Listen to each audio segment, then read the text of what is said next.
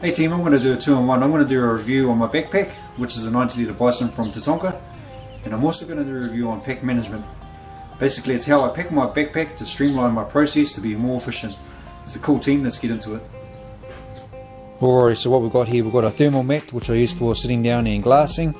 I've got my GoPro pouch and my main camera bag, 2 backpack pouches, and this one here I keep the old electrolytes, cram spray and jet planes. Gotta love those jet planes. This one here is my headlamp and spare batteries for my GoPro and main camera. Got my dry bags which I use to be more efficient with my backpack and to keep everything dry. I'll go over that later. And also my 2 tripods, my handheld and my main one for my main camera. Got my saw, my knife and food depending on how long I'm going for obviously. Cutlery, my cup and my jet ball. I love my jet ball, that goes everywhere. And here we've got anti-flam, antihistamine plasters and stuff like that. Here's my main rain pack cover. I use that to assist with shooting as well, that's quite handy. My thermo rest mat, my Domex sleeping bag, my tatonka tent. I've got my beanie and gloves. I've got my toiletries with my 2-minute shower. Spare clothes obviously, wet weather gear, pants and jacket, thermals, puffer, my main bag, the bison, and my chest rig. So in my chest rig I'll have my walkie-talkie, GPS, rangefinder, spare phone, 1 meter and binos and spare batteries. So that pretty much covers what I'll do on overnight. Obviously it's dependent on how many days we go for. So let's get into how we pack my bag. Alright, so we're going to pack our clothes first with our dry bag from Tatonka. So always pack these first. We'll look into it, eh? So I've got my socks, puffer,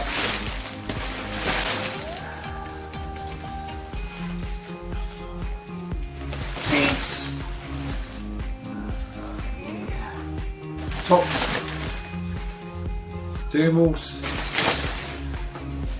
and guide jacket. So they can all go in that dry bag. As you can see, it's taking up quite a space, but the good thing about the old dry bag is you can compress it. So what we'll do is we'll squash it all down.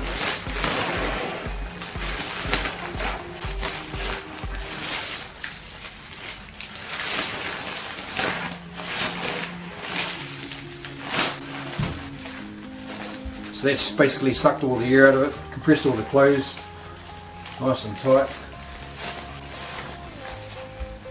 You can use a bigger bag, it doesn't really matter because when you roll it up.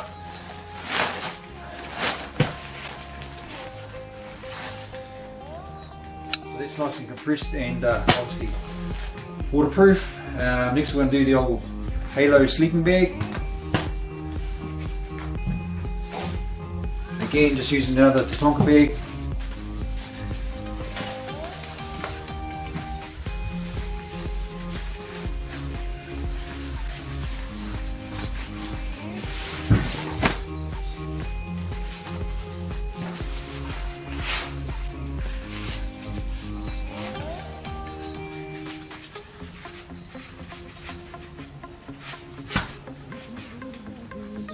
Alright, so those are the 2 most important things to me. Is my sleeping bag, that needs to keep dry obviously, and spare clothes. So if you're walking in and you get wet, once you set up camp you've got your dry clothes to jump into. It's pretty much key. So we'll put those in the bag. Alright, so we've got our bison just there at the moment hanging off the table, obviously because of the hip belt, makes it easy to pack. And I always start from the bottom first, and you'll see why later. So I'm going to chuck the clothes in first because it's the bigger of the 2. Squeeze it in me.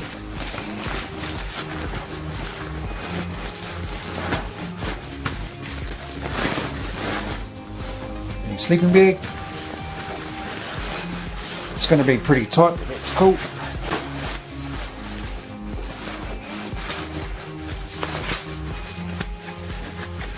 Right, we'll zip that up.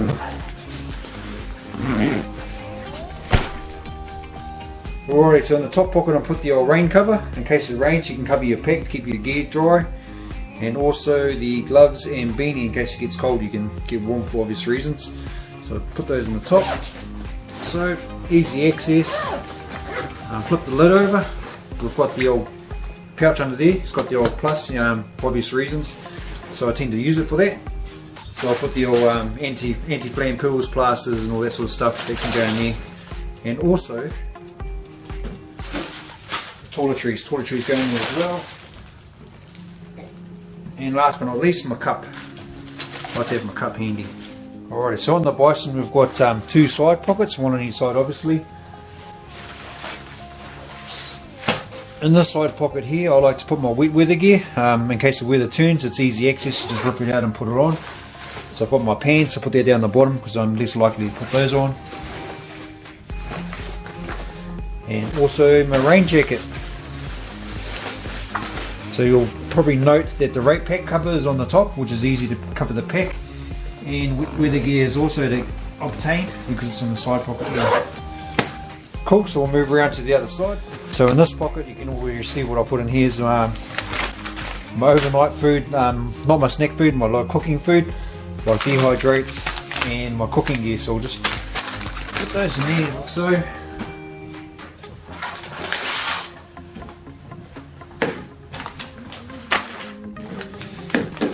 Couple of meals in there, so that's 2 nights worth and a dessert, and also my jet ball. I always put that in the same pouch as well, so if I'm cooking food and my cooking gear is all in the same pouch, all accessible on the outside, so if you want to have a meal or something like that, that's always there. Alright, to the front of the pack. On the bison you've got a front pocket, or most of the packs you do anyway. In this pocket here, so in there I'm going to put my knife, my saw, and all my snack food. So if I stop for a snack, I actually don't have to unpack the bag to find it, it's all accessible. And also my cutlery.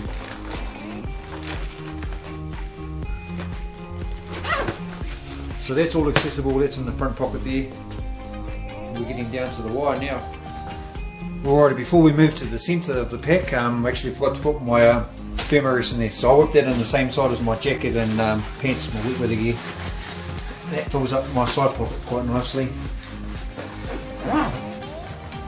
On the other side with the food and jet ball, depending on how many days I go for, may require more food and more gas. There's enough room in there for that, which is also quite handy because it's on the outside. So moving along to the inside, we've got my thermal mat. Inside the bison there's a pouch inside there for storing stuff, so I usually slide it in there, it's nice and flat against the backpack. And also my camp shoes, jandals. They breed them tough in the North Island. These are good for all year round, winter, summer, spring and autumn. So basically there's the majority of my pack already packed. There's a lot of room on the inside, but on the inside I usually use a dry bag, chuck my camera in there, and also my chest rig, carrying my all my shooting stuff. That keeps it nice and handy. The dry bag as well, if you're getting fortunate enough to get some meat, you can use it to store the meat and it stops the blood getting everywhere. I usually hang the meat out overnight to give it some air, but if I'm on the move, I usually use the old dry bag or rubbish bag.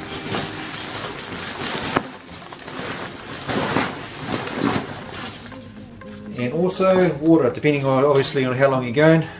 Usually take at least 1.5 to 3 litres. There's plenty of room in there. Alrighty, so just zip that top up. It's got a sock on the top. You can have it with higher. There's still plenty of room in there. Make it nice and tight. A lot of people ask me, how come you have a 90 litre? Isn't that too big? Well, who said you need to fill up a 90 litre to full capacity? But it is nice to have that luxury, isn't it? Right, so top.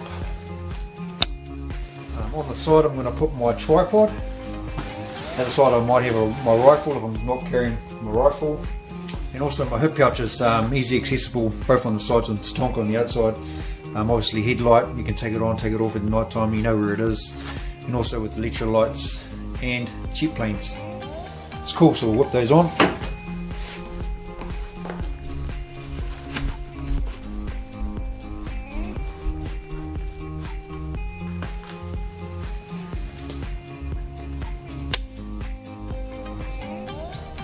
So on the front of the pack we've got the GoPro pouch, and on the other side there you just carry some drinking water.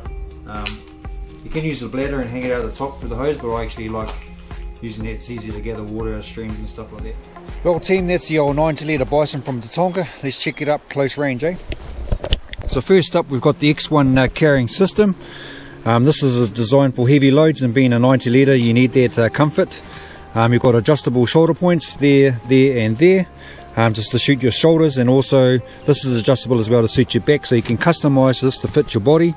Extra padding on the shoulders, and hip belt. Hip belt is also adjustable, and what I like with this combination is you can split the load. And what I mean by that, you can have 50-50 on the hips and 50 on the shoulders, or if you're more strong on the hips you can put 80% on your hips, 20% on the shoulders. You can split it to whatever you like, whatever suits you. Okay, moving around, you've got two compression straps on the sides, a separate compartment, a side pocket down there and a compression strap on the bottom.